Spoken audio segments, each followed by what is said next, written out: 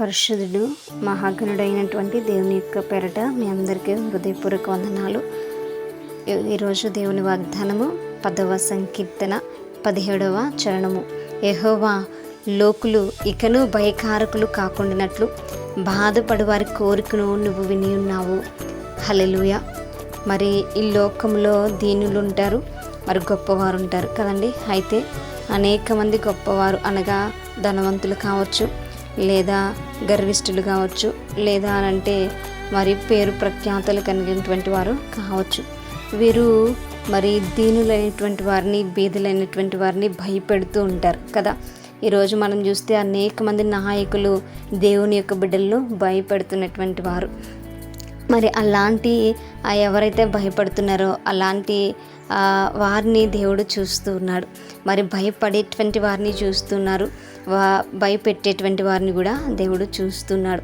అయితే వారు ఎన్నో బాధలకు గురి చేస్తుంటే, వారు ఎన్నో అవమానాలకు గురి చేస్తుంటే దేవుడు బాధపడుతున్నటువంటి వారి యొక్క కోరికను ఆయన విని ఉంటున్నాడు. మరి ఈరోజు దేవుని యొక్క బిడ్డలు కావచ్చు, లోకంలో అనేక మంది కావచ్చు, ఇతరుల చేత ఎవరైతే బాధింపబడుచున్నారో ఆయా విషయాల్లో, ఉద్యోగ విషయాల్లో, కుటుంబ విషయాల్లో, లేదు అనంటే మరి ఆస్తుపాస్తుల విషయాల్లో కావచ్చు, ఇలా వివిధ రకాలుగా అనేక మంది ఇతరుల చేత మరి బాధపడుతూ ఉంటారు కదా, ఇతరుల చేత బాధింపబడుతూ ఉంటారు. అటువంటి వారు పెట్టినటువంటి మొర్రను దేవుడు ఆలకించడానికైనా ఇష్టపడుతున్నటువంటి దేవుడు, వారి పక్షాన న్యాయం జరిగించడానికైనా ఇష్టపడుతున్నటువంటి దేవుడు. కాబట్టి ఆ దేవుడు మన పక్షాన ఉన్నాడు అనేటువంటి విషయాన్ని మనం జ్ఞాపకం చేసుకోవాలి. ఎవరు అయితే ఈ దుఃఖాలతో ఉన్నారో, ఎవరైతే మరి అన్యాయంకు గురి అవుతున్నారో, ఎవరైతే దీన అవస్థలో ఉండి దేవునికి మొర్ర పెడుతున్నారో, ప్రతి ఒక్కరి కోరికను కూడా దేవుడు తీర్చడానికి ఇష్టపడుతున్నటువంటి వాడు. దేవుడు మరి ప్రార్థనలు ఆలకించి జవాబు దయచేయడానికైనా ఇష్టపడుతున్నటువంటి దేవుడుగా ఉన్నాడు. కనుక మరి అటువంటి వారి కోరికను దేవుడు తీరుస్తున్నాడు అని ఈరోజు మనకైనా తెలియజేస్తున్నాడు. కాబట్టి మనలో కూడా మనం కూడా కొన్ని సందర్భాల్లో అటువంటి సిచ్యువేషన్స్ మనం ఎదుర్కొంటాం. ఆ పరిస్థితుల్లో దేవుడికి జ్ఞాపకం చేస్తున్నాడు. మరి మనము దేవునికి మాత్రమే భయపడేటువంటి వారముగా ఉందాం.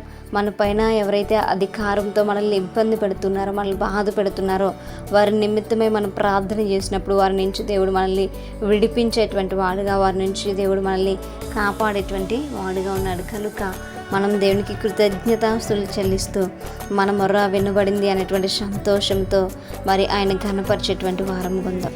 అటువంటి కృప దేవుడు మనందరికీ కూడా అనుగ్రహించునుగాక. మేము ప్రార్థించుకుందాం. పరిశుద్ధుడ మహాగణుడ, మీకు వందనాలు. ప్రేమ స్వరూపి, మీకే లెక్కలేని కృతజ్ఞతాస్తులను మేము చెల్లించుకుంటున్నాం. ప్రభా, మీరు ఇచ్చినటువంటి దినంకై వందనాలు.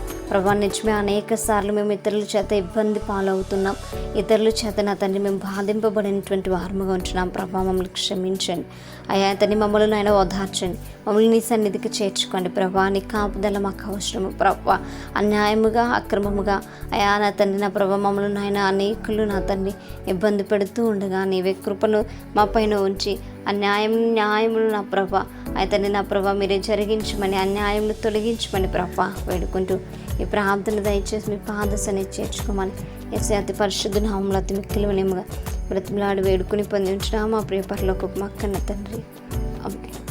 Praise the Lord everyone. May God bless you all.